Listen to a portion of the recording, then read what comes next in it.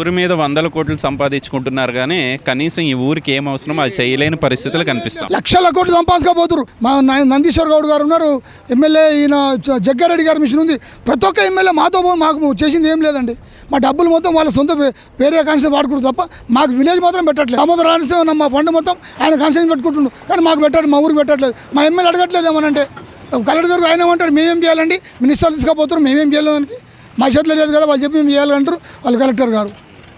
ఎన్నిసార్లు మొరపెట్టుకున్నాం, చాలామంది చనిపోయారు సార్ యాక్సిడెంట్ అయ్యి రోడ్డు మీద 10,000 సంఖ్యలో చనిపోయారు జనాలు.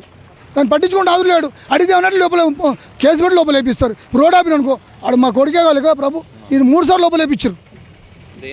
మేము లారీ లాపినందుకు రోడ్డు పోతుంది, లారీ లాపిన 3 సార్లు లోపల వేపించారు. మరి దౌర్జన్యం అండి, నాకు వెనుక సపోర్ట్ లేదు, ఏం చేయాలి, అందుకనే కాముచుకుంటాం.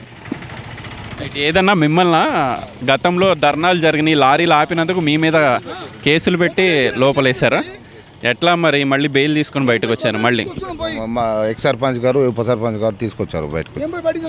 చాలామంది ఒక 4-5 కేసులు పెట్టారు సార్. మైపాల్ రెడ్డి గారు వాళ్ళ తమ్ముడు బెదిరింపులు చాలా బెదిరిస్తారు ఆయన, మధుసూదన్ రెడ్డి గారు.